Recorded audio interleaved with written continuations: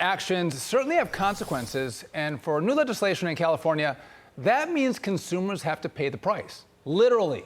The new $20 minimum wage not only leading to layoffs, but also immediate price increases. The New York Post was on the ground scouting out menus. As at Burger King, a Texas Double Whopper, wow, that sounds good. That meal cost $15.09 on March 29th. By April 1st, when the law went into effect, it sprung up to $16.89. That's a 12% increase overnight.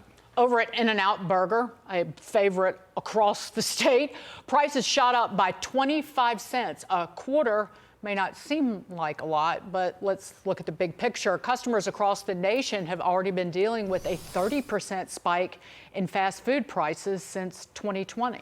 Unbelievable, sticker shock. And unfortunately for our next guest, this new minimum wage ultimately put her out of a job. Foster's Freeze in Lemoore, California shut down without any notice on Monday, even taking the staff by surprise. We had gotten a text in the group chat that we were shutting down, and I completely thought it was an April Fool's joke. Did you guys think that this was an April Fool's joke? Yes. Yes. I thought, like, you must be joking. You must be playing with me. The owner telling our affiliate, quote, "Last thing I ever wanted was to close down. By Friday night, I knew I was most likely not going to be able to stay open, but I didn't want to ruin their Easter Sunday." Small businesses can't survive a 120% plus minimum wage increase over the last 10 years. Let's bring in former Assistant General Manager at that Foster's Freeze location, Monica Navarro. Monica, thank you so much for being here and talking about this. When did you find out that the Foster's Freeze location was closing? So two of my coworkers were actually going in to clock in for the morning. And right after that, that's when I got a phone call that we were closing. So they found out right as they were about to clock in for the day. So Monica, what does this closure mean for you and the other employees that you worked with? Where do they go now? What jobs do they get now?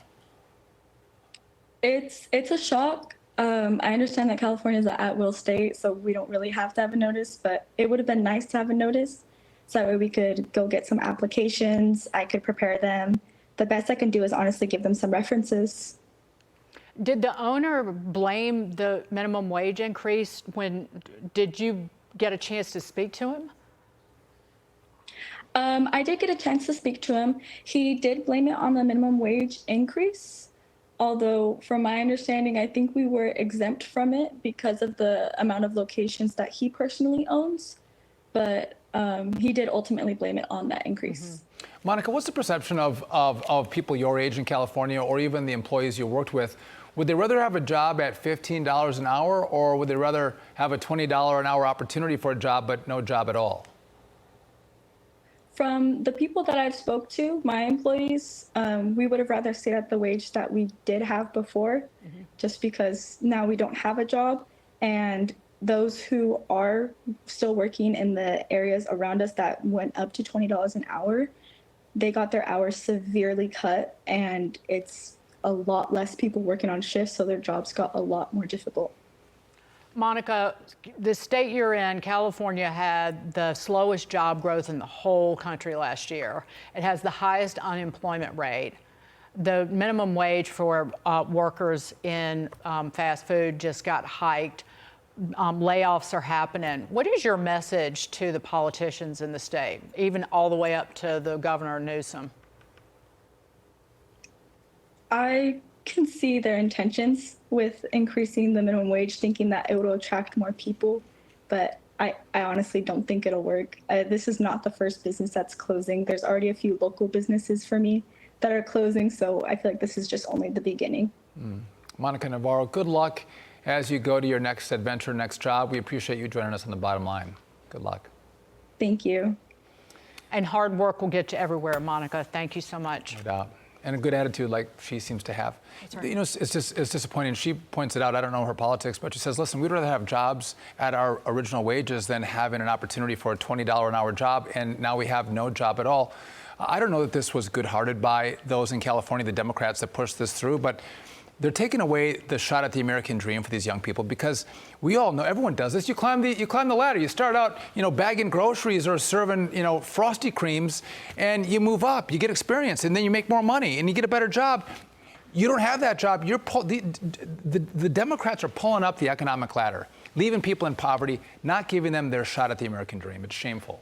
And we talked to Scott Roderick last week. It's not just a burden on, well, it's a burden on the workers who lose their jobs. This is inflation that's passed on to the very people that the bottom up, middle out. Well, it's a burden on the very people who can't afford it because the prices are going up, and it is crushing to the small businesses and families who own a lot of these, not the big franchises, but how about just a couple of pizza parlors here and there? It is crushing, and we've heard that over and over again. And as Monica said, nobody knows how far this goes. We should just watch how this experiment in California develops and see if anyone else wants to do this stupidity in your state. Highest unemployment rate in the nation.